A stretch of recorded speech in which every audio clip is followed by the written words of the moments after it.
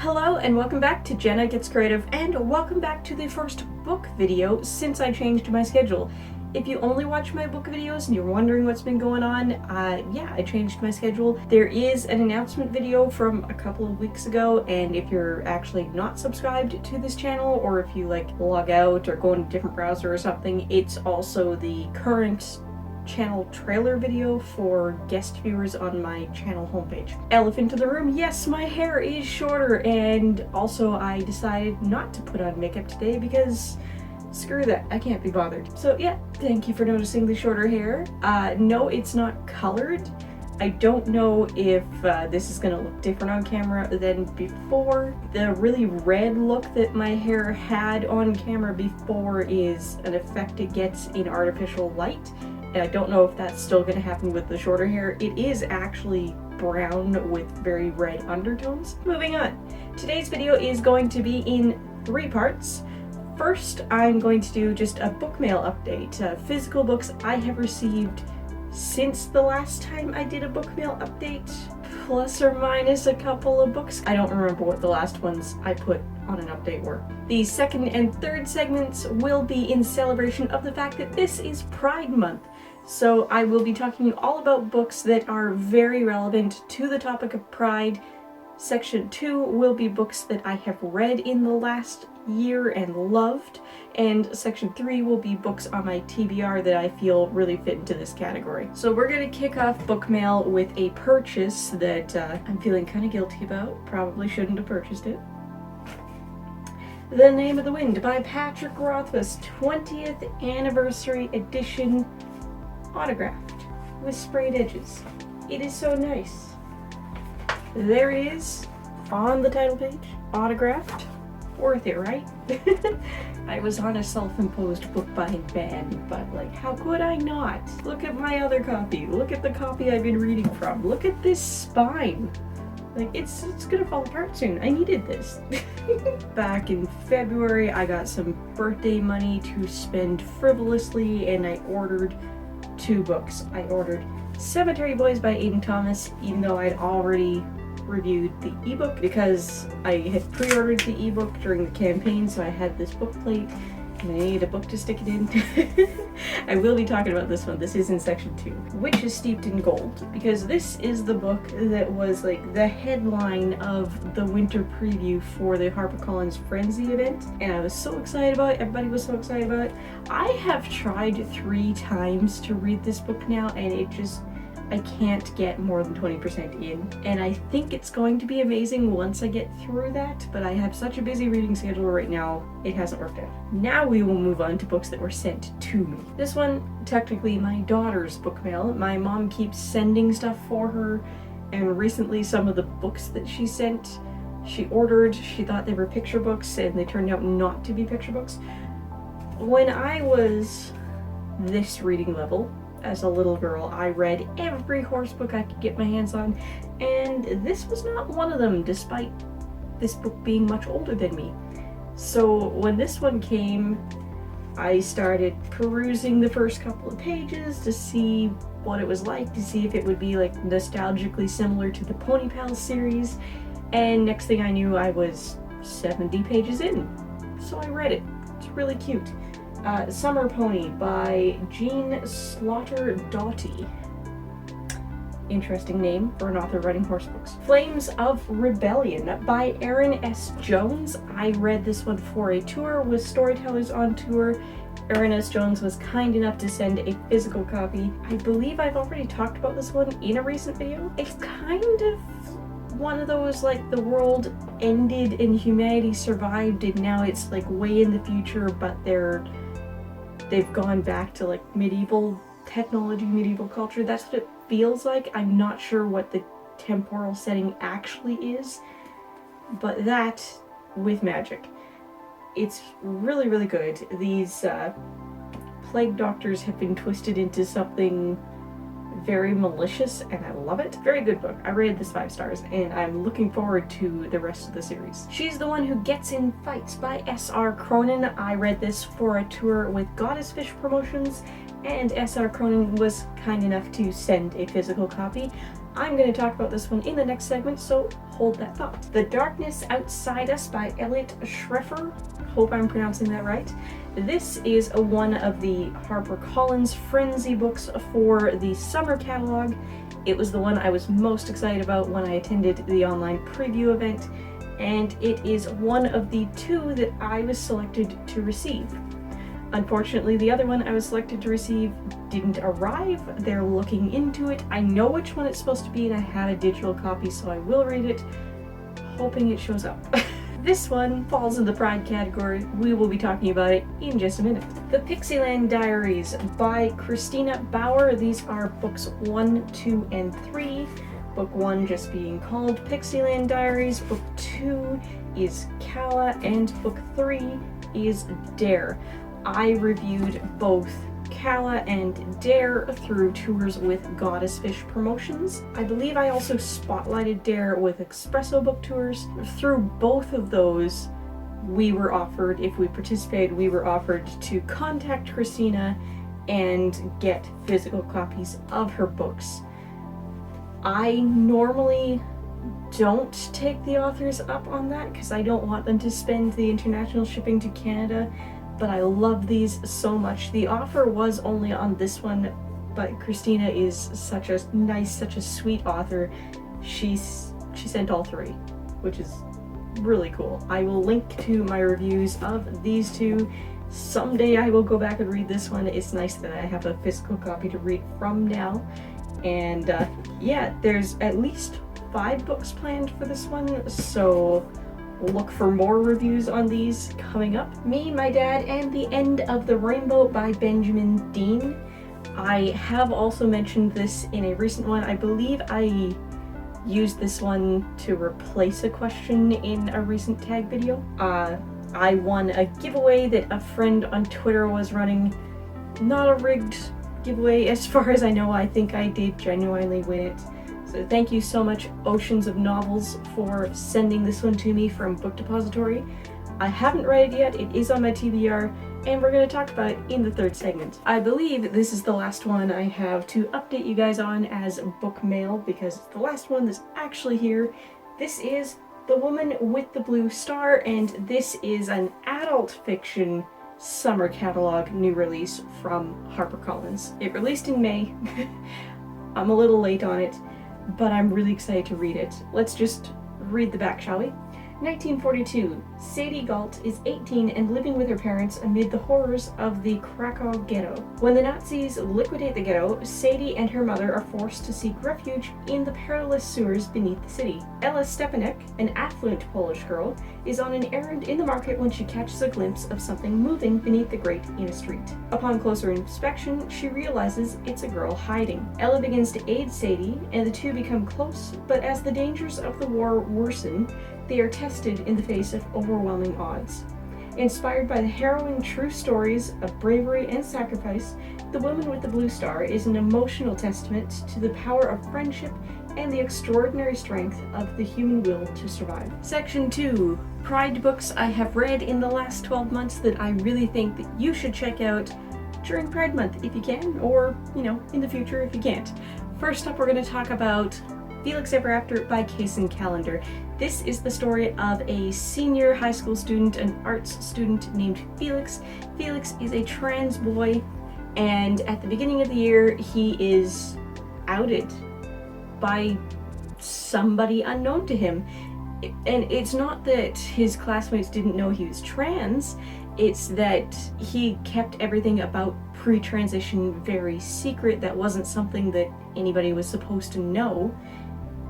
And somebody hacked his Instagram account and got all of the private pictures from before transition with his dead name and posted this as a photo gallery in the entryway of the school with the dead name plastered all over it.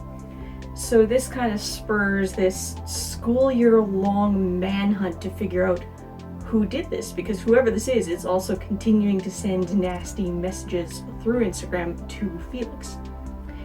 And in the process of figuring this all out, Felix ends up in a love triangle, a beautiful gay love triangle. We got some enemies to lovers type thing happening here, but most important for why I've chosen to include this one in a Pride Month topic, Felix is continuing to question his gender identity. He ends up going to a gender support group of sorts, and through this he discovers the gender identity demi-boy, which is a non-binary identity where you're mostly boy, but partly not. Partly ambiguous, partly agender, partly general non-binary, partly flux, whatever. Mostly boy, partly not. This one inspired me to assess my own labels. It made me realize that things besides demisexual can be demi, and it made me realize that you can break down your labels as much as you want. So yeah, it's been really informative for me. Generally speaking, you can call me a bisexual woman, and that's fine. If we're gonna get more specific, and this is Pride Month and we're talking about Pride stuff, let's get more specific. I identify as pan-romantic demisexual in terms of the orientation, so potentially romantically attracted to anybody. The sexual part comes in after there's a relationship. In terms of gender identity, I am mostly a woman, but I also don't care. Sometimes I'm also agender, so that actually makes me non-binary demigirl, which is why this ties into Felix discovering that he's demi-boy. If you're not comfortable with that, whatever, call me a woman. I genuinely don't care, but if you want to embrace that, demigirl. She, her is fine. They, them is fine. Next up, let's talk about Cemetery Boys by Aiden Thomas. This is Yadriel. He is a trans boy from a Brujo family, and his family, they don't want to initiate him as a Brujo, they want to initiate him as a Bruja. Obviously there are problems with that. So his friends go and initiate him on the sly, and he wants to prove himself by solo returning a soul to the afterworld. Meanwhile, his friend Miguel has been murdered, and he's like, well, okay, well, Miguel's soul can be the one that I usher to the afterworld to prove myself. So he and a friend, Maritza, go looking for Miguel's soul, and they find the soul of Julian, one of their classmates.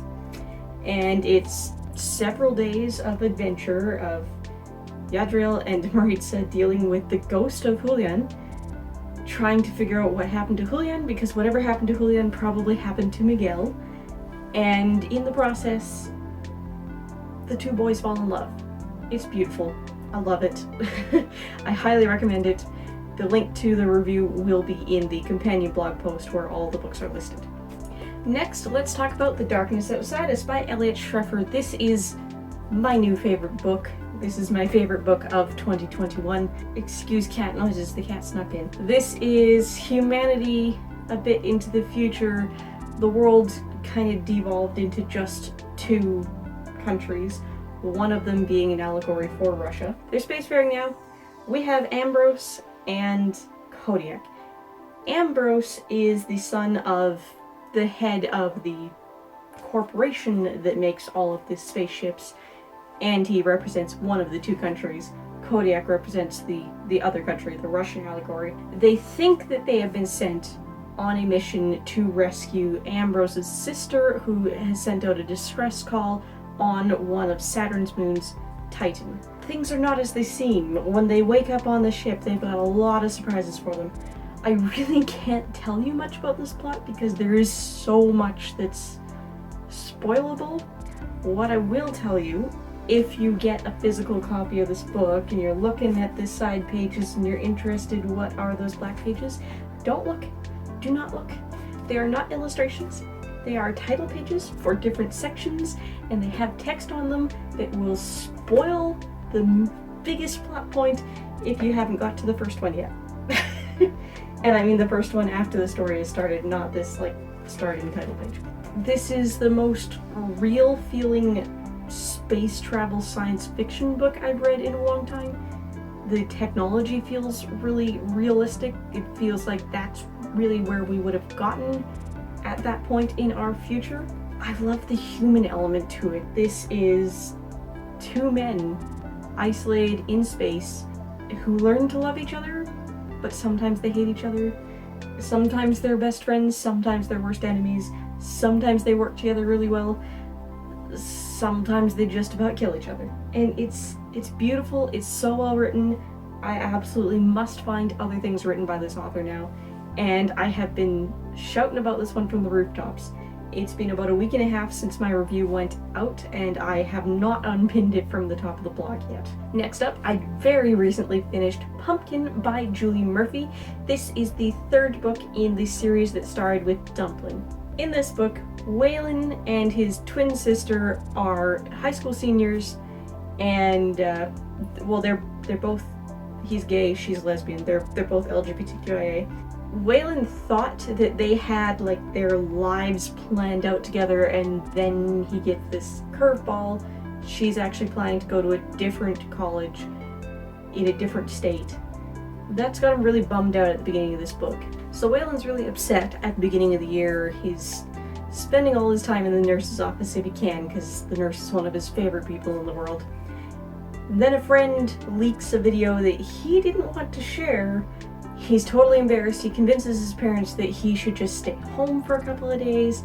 Prom court's being announced in a couple of days, and when that gets announced, that'll be the buzz around the school. They'll have all forgotten about his video, and he can go back and he'll be fine. He goes back, only to find that he's been nominated for prom queen, and his best female friend / his sister's girlfriend, Hannah, has been nominated for prom king.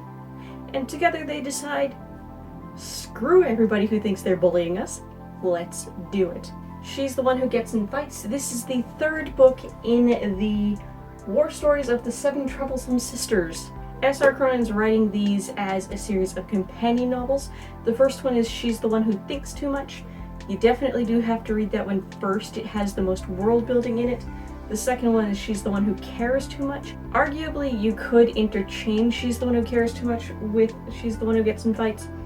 I do think you would benefit more from getting to know Davor in the light he's presented in She's the One Who Cares Too Much before you respect him in this one. This is the third sister's story, Sulphur. The underlying story for this is like 8th century. The Mongol horde is going to involve. It is historical fantasy. I'm not entirely sure what real world civilization these guys are supposed to be, but the Mongols are coming. The oldest sister has become part of the Velka, which are kind of like forest-dwelling witches, and she's kind of the ringleader of the civilian militia effort to fight against the Mongols. This one is about the third sister, Sulphur. She has become one of the Svadlu, which are their actual military, and she impresses somebody. She gets to be a modal, which is the equivalent of a prince. I am including this one in the Pride Month because she is darn near asexual. She has a couple close encounters with people she really truly already cares about, and otherwise she's not interested in sex. She's very gender fluid, keeping in mind that asexual is a spectrum, but there's also demisexual. I think in the real world, in modern times, if she were to label herself, she would be either ace or demi, and she would definitely be non-binary, possibly gender fluid. And on top of that, the characters, the people she keeps around her, the supporting characters who end up rooming with her, are also LGBTQIA representation characters. Moving on to segment 3, where I talk about books on my TBR that also belong in this Pride celebration category. First up, Me, My Dad, and the End of the Rainbow by Benjamin Dean. This poor kid here, Archie, he's dealing with his parents divorcing, and he's very angry about it. He blames his dad for everything because the reason that his parents are divorcing is because his dad has come out as gay. And this book is the journey of learning what that means and learning to accept his dad for who he is and going to Pride. And it sounds really cute. I can't wait to have time for this one. I will be referring to my phone now because the rest of them, TBR that I don't have to look at. Next up is Meet Cute Diary by Emery Lee. I actually started the audiobook for this one on the weekend and returned it at 5% DNF'd because I could not stand the narrator. I will get to this one when I have more time for leisure reading ebooks, so it's back on the TBR. The narrator has serious vocal fry going on to the point where if you try to speed up the narration, and I normally listen at 2 times playback, it sounds really distorted, it's hard to understand. But if you play it at regular speed so that you can tolerate the vocal fry, it's just painfully slow. This is meant to be Felix Ever After meets Becky Albertalli, and I don't know what that means. Noah Ramirez thinks he's an expert on romance. He has to be for his popular blog, The Meet Cute Diary, a collection of trans happily ever afters. There's just one problem. All these stories are fake. Next, let's talk about The Witch King by H.E. Eggman. I have no idea how to pronounce that one. I am actually currently listening to this one on audiobook. I'm not very far in, but I love it so far. This one is a HarperCollins release through Inkyard Press for June 1st. I requested this one on Edelweiss. I got denied. It was Wish only on NetGalley because it's geolocked. Since it wasn't in the summer catalog preview, didn't actually reach out and request a copy. I get to listen to it now. I've got the library audiobook. To save a Fae kingdom, a trans witch must face his traumatic past and the royal fiancé he left behind. This debut YA fantasy will leave you spellbound. Wyatt would give anything to forget where he came from, but a kingdom demands its king. In Aslan, Fae rule and witches like Wyatt Croft don't. Wyatt's betrothal to his best friend, Fae Prince Emir North, was supposed to one devastating night he fled to the human world. I'm loving this. Seriously, Wyatt is an amazing character. I love this. I didn't expect them to actually be magic-wielding witches, but that just makes it even better. Coming up very close on my audiobook TBR, I've actually sent this one into the deliver later holding pattern a few times. Red, White, and Royal Blue by Casey McQuiston. This is an older one. It was published in, I believe, 2019. First son, Alex Claremont Diaz, is the closest thing to a prince this side of the Atlantic. With his intrepid sister and the Veep's genius granddaughter, they're the White House Trio, a beautiful millennial marketing strategy for his mother, President Ellen Claremont. International socialite duties do have downsides, namely, when photos of the confrontation with his longtime nemesis Prince Henry at a royal wedding leak to the tabloids and threaten American/British relations, the plan for damage control, staging a fake friendship between the first son and the prince. Obviously it's going to turn into a relationship. Sounds really cute. This next one was recommended to me. I don't know much about it. Dark and Deepest Red by Anne-Marie McClaymore. It's listed as LGBTQ on Goodreads. I don't get that from the synopsis. The synopsis sounds like a fairy tale retelling of The Firebird. They say it is, so I'm trusting it. Reviews mention a lot of discrimination, particularly against gender identities. Sasha Masha by Agnes Berinsky. Transgender author Agnes Berinsky deftly explores gender identity and queer romance in this heart-wrenching, honest debut novel. Alex feels like he is in the wrong body. His skin feels strange against his bones. And then comes Tracy, who he thinks adorably awkward, who wants to kiss him, who makes him feel like a real boy. But this is not quite enough. Something is missing. As Alex grapples with his identity, he finds himself trying on dresses, swiping on lipstick in the quiet of his bedroom. He meets Andre, a gay boy who's beautiful and unafraid to be who he is. Slowly, Alex begins to realize maybe his name isn't Alex at all. Maybe it's Sasha Masha. Anna on the Edge by A.J. Sass. This is another transgender awakening story, but this is a girl who's on a figure skating team, and when, she's a very, very tomboyish girl, and when it's announced that they're all going to be princesses in the upcoming production, that really doesn't sit well with her. And then there's a new guy on the team, and he mistakes her for a boy, and that just feels right. Jay's Gay Agenda by Jason June. This is another highly anticipated summer read. There's one thing Jay Collier knows for sure. He's a statistical anomaly as the only out gay kid in his small rural Washington town. While all his friends can't stop talking about their heterosexual hookups and relationships, Jay can only dream of his own verse, compiling a romance to-do list of all the things he hopes to one day experience. His gay agenda. And last on my TBR that fits into this category, One Last Stop by Casey McQuiston.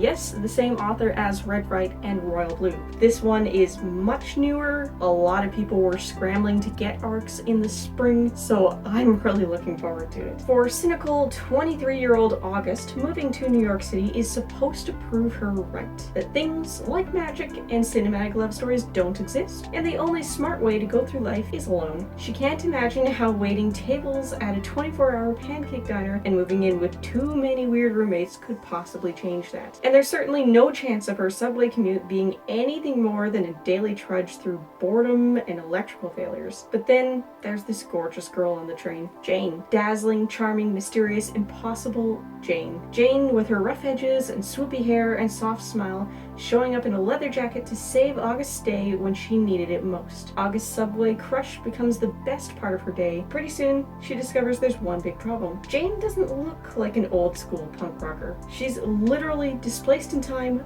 from the 1970s, and August is going to have to use everything she tried to leave in her own past to help her. Maybe it's time to start believing in some things after all. So, tell me which one of those you've read, tell me which ones are on your TBR, and add to my TBR. Tell me what else I should be reading. If you're looking for more to watch, I've got some suggestions up on the left side of the screen now. Don't forget to like, comment, maybe even subscribe, and if you like living life creatively, whatever that means to you, I'd love to have you along for the ride. Bye guys!